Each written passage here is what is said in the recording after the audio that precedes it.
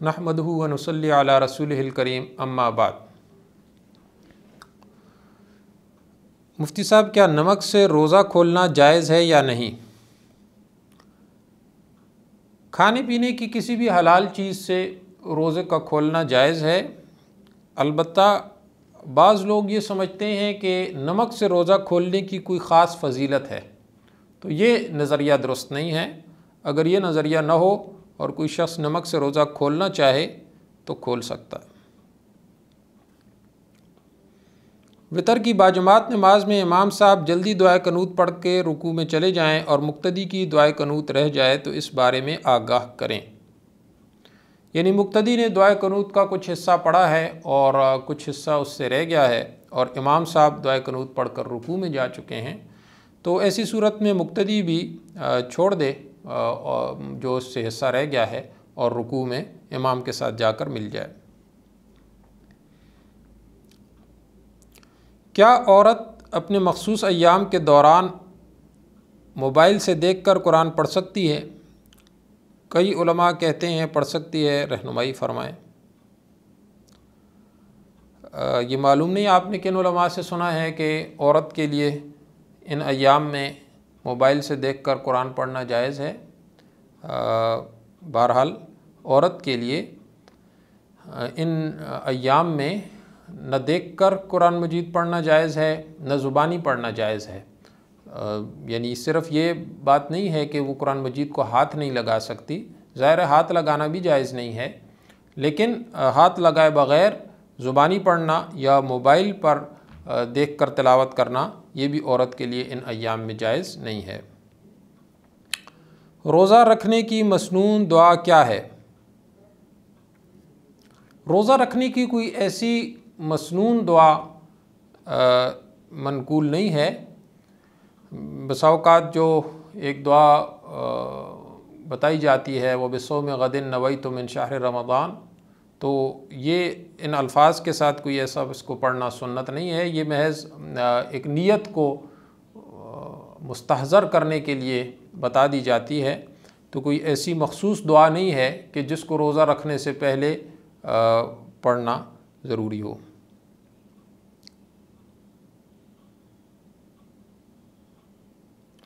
کیا منگنی کے بعد ایک مرتبہ بات کرنا اور جاننا ضروری ہے کہ نہیں؟ جی، شریعت میں کوئی ایسی بات نہیں ہے کہ منگنی ہو تو اس کے بعد بات کرنا ضروری ہو، بلکہ منگنی چونکہ محض نکاح کا وعدہ ہوتا ہے، کوئی نکاح تو نہیں ہوتا، اس لیے منگنی کے بعد جو ہے لڑکے اور لڑکی کا آپس میں اس طرح بات چیت کرنا اور رابطہ رکھنا یہ شرعاً درست نہیں ہے۔ کیا مکینیکل قربانی جس میں پیچھے بسم اللہ اللہ اکبر کی ریکارڈنگ چلتے ہوئے قربانی ہو رہی ہو اس کا کھانا جائز ہے؟ یعنی ریکارڈنگ میں لگا ہوا ہے تکبیر اور مشین جو ہے وہ جو جانور ہے اس کو ذبح کرتی جاتی ہے، تو یہ صورت جائز نہیں ہے اور اس طرح جانور جو ہے حلال نہیں ہوتا، جو ذبح کی شرعی جو طریقہ ہے یہ اس کے مطابق نہیں ہوگا۔ کیا جمعۃ المبارک کو قبرستان جانا سنت ہے؟ سنت تو نہیں کہا جا سکتا کہ ہر جمعۃ المبارک کو انسان قبرستان جائے، البتہ چونکہ قبرستان جانے کی ترغیب آئی ہے شریعت میں اور علماء نے لکھا ہے کہ ہفتے میں ایک دن انسان کو چلے جانا چاہیے، بہتر ہے، اور اس میں بھی افضل دن جو ہے وہ جمعہ کا دن ہے، لیکن یہ کہنا کہ ہر جمعہ کو قبرستان جانا سنت ہے یہ بات اس طرح درست نہیں ہے۔ میں اپنے تعلیمی یوٹیوب چینل کی ویڈیوز کے بیک گراؤنڈ میں میوزک لگایا کرتی تھی، اب احساس ہوا کہ میوزک کا استعمال جائز نہیں، اب جن ویڈیوز کے ساتھ میوزک تھا ان کو ڈیلیٹ کرنا چاہتی ہوں، لیکن ویڈیوز بہت زیادہ ہیں تو یہ کام خود نہیں کر سکتی، بلکہ اس کام کے لیے کسی کو ہائر کرنا چاہتی ہوں، لیکن یہ خیال آتا ہے کہ جس سے یہ کام کرواؤں گی جب اس کے کان میں وہ میوزک پڑے گا تو کیا میں گناہ گار ہوں گی، جبکہ میرا مقصد ان ویڈیوز کا اب ڈیلیٹ کروانا ہے، رہنمائی فرما دیں۔ دیکھیے، آپ جن سے یہ کام کروانا چاہتی ہیں آپ ان کو یہ کہہ دیں کہ آپ کوشش کریں کہ اس کو سنے بغیر اس کو ڈیلیٹ کریں۔ میرے خیال میں یہ بات آسانی سے ممکن ہے کہ وہ اس میوزک کو نہ سنیں اور ڈیلیٹ کر دیں۔ تو آپ اپنی طرف سے ان کو یہ بات کہہ دیں، اور لیکن اس کے بعد بھی اگر وہ اپنے اختیار سے سنتے ہیں تو اس کا گناہ آپ پر نہیں ہوگا۔ کیا سجدے میں جاتے ہوئے پہلے ہاتھ زمین پر رکھ سکتے ہیں اور اٹھتے وقت ہاتھ بعد میں زمین سے اٹھا سکتے ہیں؟ کیا یہ سنت طریقہ ہے یا نہیں؟ جو صحیح طریقہ ہے سجدے کے لیے جانے کا، تو اس میں پہلے گھٹنے زمین پر رکھے جائیں اور پھر جو ہے وہ ہاتھ زمین پر رکھے جائیں، اور اٹھتے وقت جو صحیح طریقہ ہے وہ یہ ہے کہ پہلے ہاتھ اٹھائے جائیں اور اس کے بعد پھر گھٹنے اٹھائے جائیں۔ تو یہ جو سوال میں انہوں نے طریقہ لکھا ہے، تو یہ جو صحیح طریقہ ہے اس کے برخلاف لکھا ہے۔ جیسے میں نے بتایا اس طرح کرنا چاہیے۔ کیا عورت کا گھر میں اعتکاف کرنا جائز ہے؟ جی، عورت گھر میں اپنے لیے ایک کمرہ مختص کر لے اور اس میں اعتکاف کرے تو اعتکاف اس طرح کر سکتی ہے۔ کیا جمعۃ المبارک کہنا بدعت ہے جبکہ جمعہ سب دنوں کا سردار ہے اور مبارک دن ہے؟ جی نہیں، جمعۃ المبارک کہنا کوئی بدعت کی بات نہیں ہے۔ جمعہ بالکل ایک برکت والا دن ہے، فضیلت والا دن ہے، تو اس لیے اگر جمعۃ المبارک کہا جائے تو اس میں کوئی بدعت کی بات نہیں ہے۔ مجھے 3 ماہ کی تنخواہ نہیں ملی، کیا اس پینڈنگ تنخواہ پر زکوٰۃ ہوگی؟ جی، اگر آپ کا سال مکمل ہو چکا ہے زکوٰۃ کا اور آپ کی 3 ماہ کی تنخواہ جو ہے ابھی تک جو محکمہ ہے اس نے ادا نہیں کی، تو اس کی زکوٰۃ پھر آپ پر ادا کرنا ابھی لازم نہیں ہوگا۔ اگلے سال اگر اس میں سے جب سال پورا ہوگا اس میں سے اگر کچھ بچے گا تو آپ اس کی زکوٰۃ دے دیں، ورنہ بہرحال اگر ابھی سال پورا جب ہوتا ہے اور یہ تنخواہ اس وقت تک نہیں ملتی تو اس کی زکوٰۃ آپ پر لازم نہیں ہے۔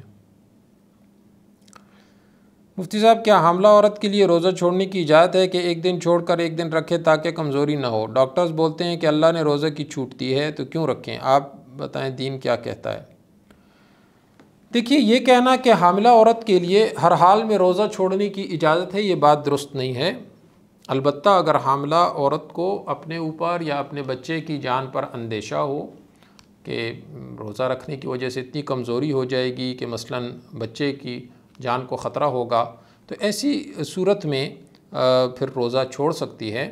تو یہ یعنی کہ ہر حاملہ عورت کے اعتبار سے یہ بات مختلف ہوگی۔ اس کو ایک عام حکم بنا کر یہ سمجھنا کہ ہر حاملہ عورت کے لیے بس روزہ چھوڑنے کی اجازت ہے، یہ بات درست نہیں ہے۔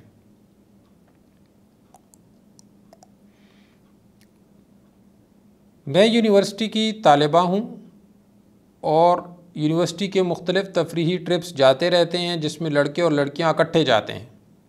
اگر مجھے فتنے میں پڑنے کا اندیشہ نہ ہو بلکہ اللہ کی نشانیاں دیکھنے کے ارادے سے جانا چاہوں تو جا سکتی ہوں یا نہ جانا بہتر ہے؟ لڑکے اور لڑکیوں کے اکٹھے ٹرپس میں جانا شرعاً بالکل ناجائز ہے۔ آپ کو فتنے میں پڑنے کا اندیشہ ہو یا نہ ہو، اس سے شریعت کے اس حکم پر کوئی فرق نہیں پڑتا۔ یہ بالکل ناجائز اور گناہ ہے، اور یہ کہنا کہ میں اللہ کی نشانیاں دیکھنے کے ارادے سے جانا چاہوں تو یہ بات بھی درست نہیں ہے۔ اللہ کی نشانیاں دیکھنے کے ارادے سے انسان جائے تو جائز طریقے سے جائے، گناہ اور حرام میں مبتلا ہو کر نہ جائے۔ تو بہرحال یہ مخلوط قسم کے جو ٹرپس ہیں ان میں اس طرح جانا یہ بالکل ناجائز ہے۔ کسی سفر یا گھر کے کام کی وجہ سے کہیں جانا پڑے اور راستے میں نماز کا وقت آ جائے تو خواتین نماز کے لیے کیا کریں؟ عموماً مساجد میں خواتین کی نماز کی الگ جگہ نہیں ہوتی۔ ایسی صورت میں جب مرد نماز پڑھ کر مسجد سے جا چکے ہوں تو کیا اس مسجد میں عورت نماز پڑھ سکتی ہے؟ جی، نہ صرف پڑھ سکتی ہے بلکہ پڑھنا ضروری ہے۔ یعنی اور کوئی جگہ نہیں ہے کہ جہاں پر وہ بالکل علیحدہ سے نماز پڑھ سکے، تو مسجد میں ہی نماز پڑھے اور اس کا اہتمام کر لیں کہ جب مرد نکل جائیں تو پھر ایک کونے میں نماز پڑھیں۔ نماز اس وجہ سے بالکل نہ چھوڑیں کہ خواتین کے لیے علیحدہ جگہ نہیں بنی ہوئی، تو وہی جو جگہ ہے، جو عمومی جگہ ہے جہاں مرد بھی نماز پڑھتے ہیں، وہیں پر ایک طرف نماز بہرحال پڑھیں۔ میرا نکاح ہوا ہے لیکن ابھی رخصتی نہیں ہوئی، ایسی صورت میں کیا میں اپنی زوجہ سے بات کر سکتا ہوں؟ ہمیں گناہ تو نہیں ہوگا ایسے بات کرنے میں؟ شرعاً اس میں گناہ کی کوئی بات نہیں ہے کہ جب آپ کا نکاح ہو چکا ہے تو آپ اپنی زوجہ سے بالکل بات بھی کر سکتے ہیں۔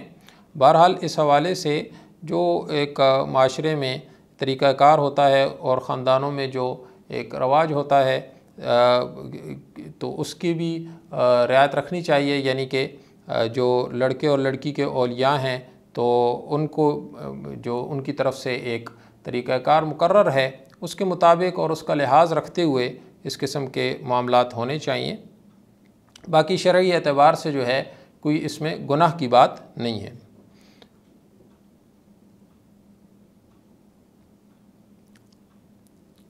کیا تراویح کی نماز میں عورت قرآن دیکھ کر پڑھ سکتی ہے جبکہ وہ حافظ نہیں ہے؟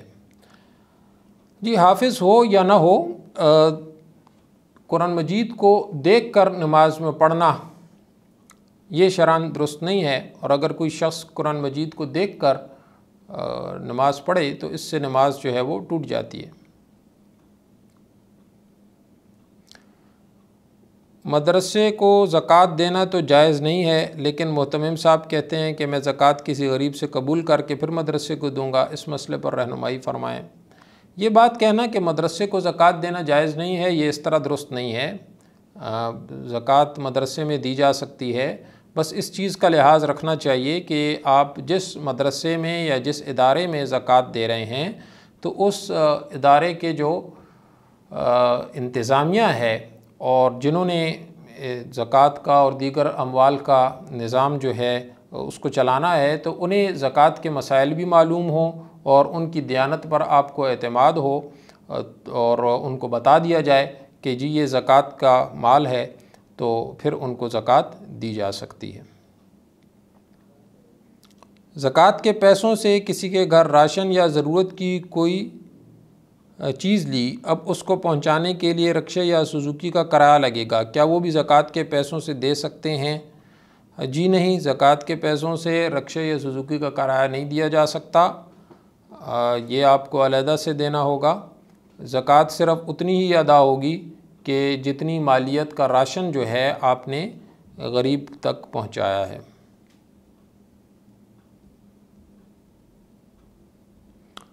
روزہ اور نماز میں سفر کے احکامات یکساں ہیں؟ مثال کے طور پر سفر کی حدود و قیام وغیرہ، چونکہ آج کل سفر بہت سال ہیں تو کیا احکامات میں ویسی ہی نرمی ہے؟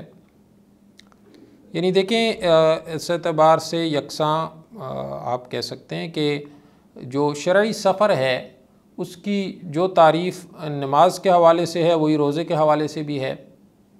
یعنی ایک شخص اگر اپنے علاقے سے 48 میل کا ارادہ کر کے نکل جاتا ہے تو اب وہ مسافر سمجھا جاتا ہے، اور نماز کے لحاظ سے بھی جو احکام ہیں سفر کے وہ لاگو ہو جاتے ہیں، اور روزے کے احکام اعتبار سے بھی جو سفر کے احکام ہیں وہ بھی اس پر لاگو ہو جاتے ہیں، تو اس اعتبار سے یکساں ہیں۔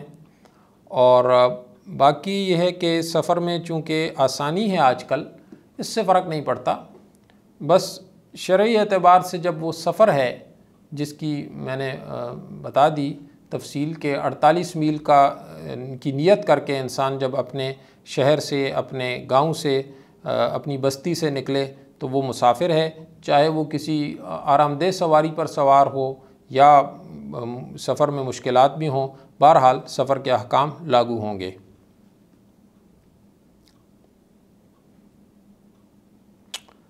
اگر عورت کی بھویں درمیان سے بہت زیادہ ہوں، آپس میں جڑی ہوں، تو کیا درمیان کے بال کاٹ سکتی ہیں؟ جی، یہ مسئلہ پہلے بھی گزرا تھا کہ بھووں کو فیشن کے لیے باریک کرنا یہ تو شرعاً ناجائز ہے، سخت گناہ ہے، لیکن اگر وہ غیر معمولی طور پر بڑی ہوئی ہوں، نارمل جو ان کی مقدار ہے اس سے بڑھ گئی ہوں، تو ان کو کاٹ کر اپنی نارمل حد تک برابر کرنا اس کی شرعاً اجازت ہے۔ غیر قانونی طریقے سے باہر ملک ملائیشیا وغیرہ جا کر کمائی کرنے کا کیا حکم ہے؟ تو قانون کی خلاف ورزی کا تو اس صورت میں گناہ ہوگا، البتہ اگر باہر ملک جا کر جو کمائی کی جا رہی ہے جس طریقے سے وہ کوئی جائز طریقہ ہے، کوئی جائز ملازمت کی جا رہی ہے یا کوئی جائز کاروبار کیا جا رہا ہے، تو اس ملازمت کی تنخواہ کو یا اس کاروبار سے حاصل ہونے والے نفع کو بہرحال ناجائز نہیں کہا جائے گا، لیکن جو غیر قانونی طریقے سے گئے ہیں تو اس کا گناہ ہوگا۔ مفتی صاحب روزے میں مسواک کر سکتے ہیں یا نہیں؟ کیونکہ بعض مسواک میں ذائقہ ہوتا ہے، روزے کی حالت میں مسواک کرنا جائز ہے، اگرچہ اس کا کوئی ذائقہ آتا ہو، اس سے اگر کوئی وہ نکلتا ہے رس بسا اوقات مسواک سے تو اس کو تھوک دیا جائے اور باقی مسواک کرنا جائز ہے۔ کیا قرآن پاک کو پڑھنے کے لیے سر کو ڈھانپنا ضروری ہے؟ مرد اور عورت دونوں کے لیے بتا دیں۔ کوئی شرعاً ایسا ضروری تو نہیں ہے کہ اگر قرآن مجید کی تلاوت کرتے ہوئے سر کو نہ ڈھانپا جائے تو گناہ ہوگا، البتہ زیادہ ادب والی صورت اور بہتر صورت یہی ہے کہ خاتون خاص طور پر جب تلاوت کرے تو اپنے سر کو ڈھانپ کر کرے، اس میں زیادہ ایک ادب والی صورت کو اختیار کرنا ہے، اور ایسے اعمال اور عبادات کو کرتے ہوئے بہتر یہی ہوتا ہے کہ جتنی ادب والی حیت اور کیفیت انسان اختیار کرے، لیکن یہ نہیں کہا جا سکتا کہ اگر کوئی خاتون یا مرد سر کو ڈھانپے بغیر قرآن مجید کی تلاوت کرے تو یہ گناہ ہے یا تلاوت کا ثواب نہیں ملے گا، تو ایسی بات نہیں ہے۔ آج کے سوالات ختم ہوئے، آپ میں سے اگر کوئی سوال کرنا چاہے تو کمنٹس میں سوال کر سکتا ہے، انشاءاللہ اگلی نشست میں اس کا جواب دیا جائے گا۔ سبحانک اللہم و بحمدک اشہد ان لا الہ الا انت استغفرک و اتوب الیک۔